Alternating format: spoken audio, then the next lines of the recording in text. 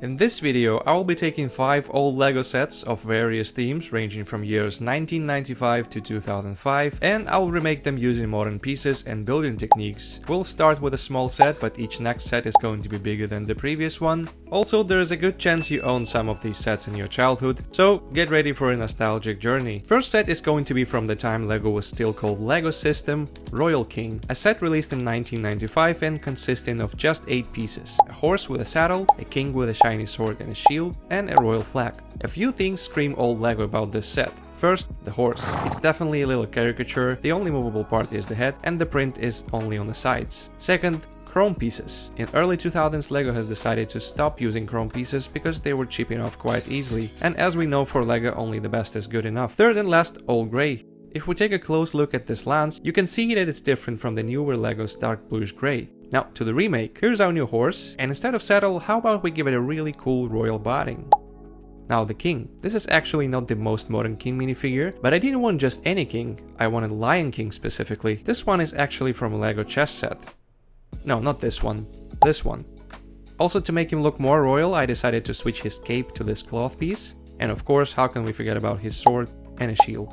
Now that we have our king and a horse, the last piece missing is a royal flag. And this remake is now complete. They both look kinda cool, but you tell me which one you think is better. Next set is only a few years younger, a Scorpion Tracker from 1998. It's part of LEGO's original theme Adventures and consists of 31 pieces and 1 minifigure, the legendary Johnny Thunder.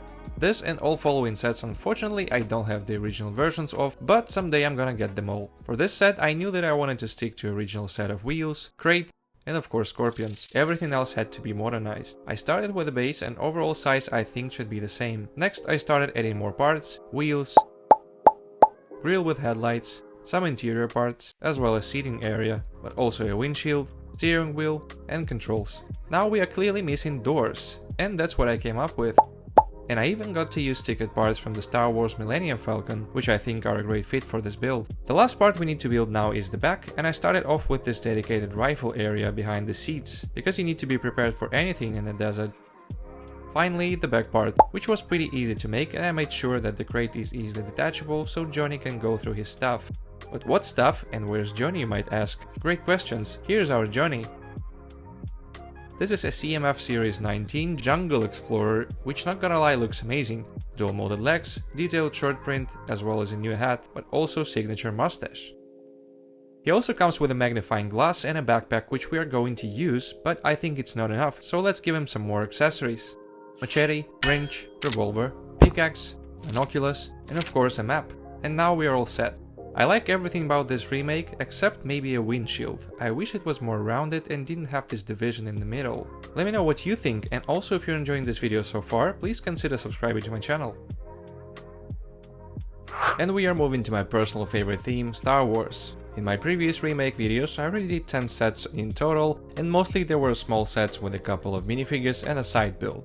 Fear not, this one is not gonna be different. It's a 2005 Darth Vader transformation, which we already had remade by LEGO themselves in 2017, but also in 2010 if you count Vader's transformation in Palpatine's shuttle. Let's see if I can beat LEGO in their own game. First I designed the transformation table. The key element is that it's supposed to fit a minifigure on each side to represent the transformation, but also I tried to mimic the color pattern and shaping that we see in the movie. Now to make it look cool, I added flat silver elements on the sides.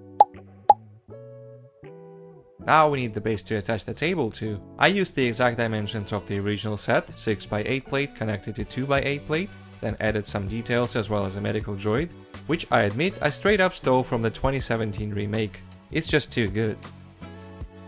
Now we can attach the table and finally add minifigures.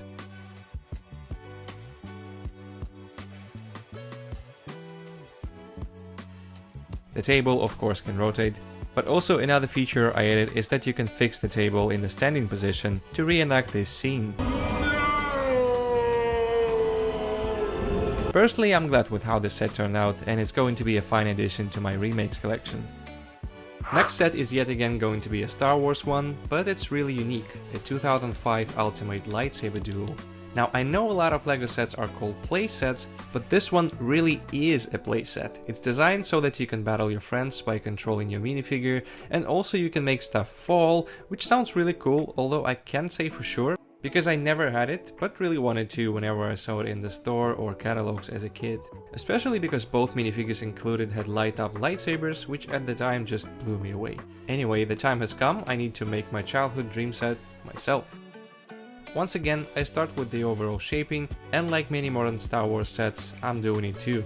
The downsizing. I don't know what's LEGO's excuse, but I just don't have too many pieces. Plus I'm lazy. You also probably noticed some asymmetry and empty spots. Well, that's where the lava goes in.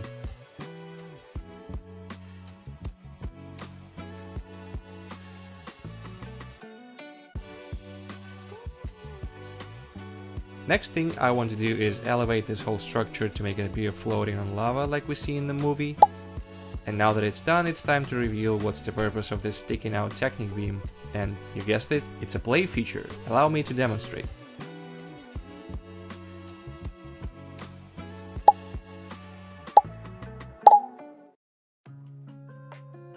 Pretty cool, huh? It's simple, but it works. Now I would add some more details to round off the look.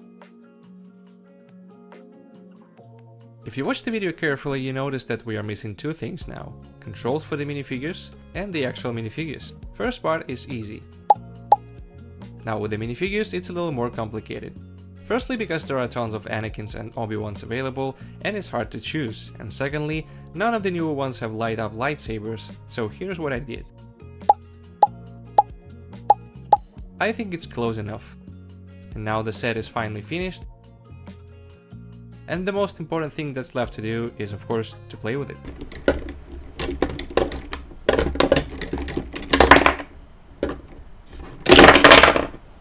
The final set of today's video is yet another childhood dream set of mine, a 2003 Snowboard border cross race.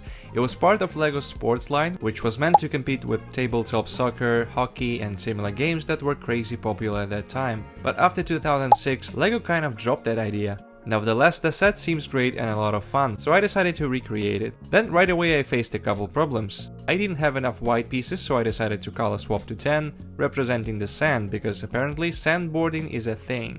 The build itself was pretty straightforward. I kept a minimalistic design because frankly I just wanted to be able to slide the figures down and didn't care much about how it looks at this point. Now next big problem is that I have only one snowboarder with his snowboard, and for this set I think it's crucial that I get two. And if that wasn't enough, this snowboard doesn't really slide well on studs, to the point that it was really rare for the minifigure to even reach the finish line.